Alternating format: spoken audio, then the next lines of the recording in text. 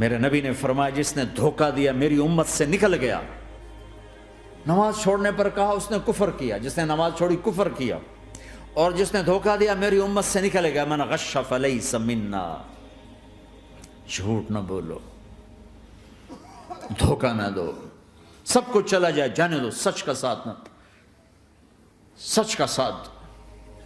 ابن خراش رحمۃ اللہ علیہ کے بارے میں مشہور تھا، زندگی بھر کبھی جھوٹ نہیں بولا. حجاج کا زمانہ، ان کے 2 بیٹے حجاج کے خلاف جنگ میں شریک ہو گئے، پھر ان کو شکست ہوگی، وہ بھاگ گئے، پھر چھپتے چھپاتے گھر پہنچ گئے. CID نے بتایا کہ وہ گھر آ گئے. تو حجاج نے کہا آج ابن خراش کا امتحان لوں گا. ان کو بلا لیا، کہنے لگا ابن خراش اور تیرے 2 بیٹے ہمارے خلاف جنگ میں شریک ہوئے تھے، وہ پہ بھاگ گئے تھے، ان کی کوئی خبر ہے کہاں ہے؟ تو انہوں نے مسکرا کر فرمایا کہ حجاج زندگی موت تو اللہ کے ہاتھ میں، گھر آ چکے ہیں، گھر میں ہیں، ابھی یہیں چھوڑ کے آیا ہوں. تو حجاج نے کہا تیرے سچ پر تیرے بیٹے تجھے ہدیہ کرتا ہوں، اگر تو جھوٹ بولتا تیرا سر بھی اڑا دیتا، تیرے بچوں کا سر بھی اڑا دیتا، تیرے سچ پہ تجھے تیرے بیٹے تحفہ دیتا. مسلمان جھوٹ نہیں بولتا. چند پاؤنڈ کی خاطر تم کاغذات میں ہیرا پھیری کرو، ڈرو اس دن سے جس دن اللہ کے سامنے کھڑا ہونا ہے.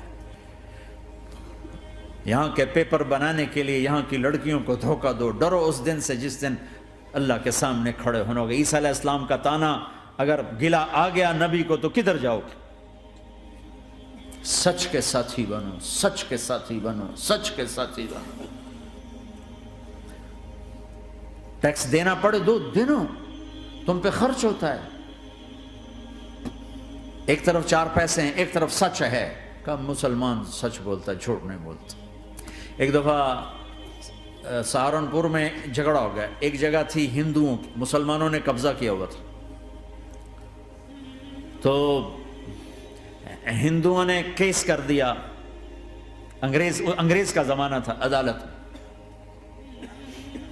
وہ مسجد بنانا چاہتے تھے، ہندو مندر بنانا چاہتے تھے. تو دونوں طرف بات تپی ہوئی. تو آخر وہ جج نے کہا بھائی کوئی ایسا آدمی ہے، ہندوؤں سے کہا، جو گواہی دے دے تو اس کی گواہی تم قبول کر لو گے؟ اور مسلمانوں سے بھی پوچھا. تو ہندوؤں نے کہا جی ہاں، مفتی مظفر حسین صاحب اگر گواہی دے دیں کہ زمین مسلمانوں کی ہے تو ہم دے دیں گے. تو مسلمان بڑے خوش ہو گئے، مفتی مظفر تو آخر مسلمان ہے تو ہمارے حق میں گواہی دے گا. تھا ان کا قبضہ ناجائز. تو جب وہ عدالت میں تشریف لائے، مسلمان بڑے اطمینان کا ہوں جناب ساڑھے حق کے فیصلہ ہونا ہے، چونکہ آج کل صرف سچ کو کون دیکھتا ہے.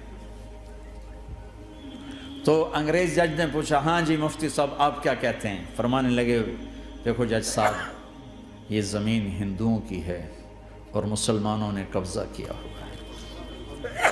تو مسلمانوں نے گالیاں نکالنی شروع، وہ یہودیوں والا بن گیا نا، گالیاں نکالنی شروع کر دی.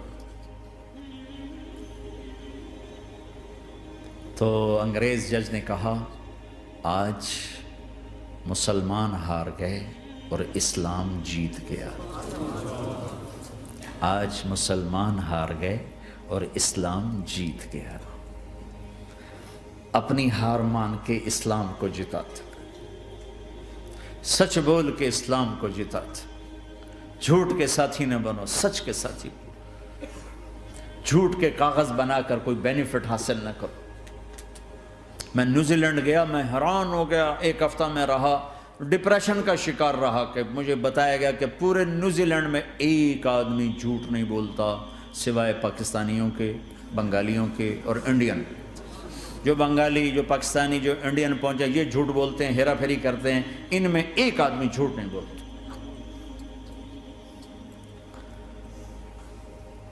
سچ تو ایک عالمی صفت ہے.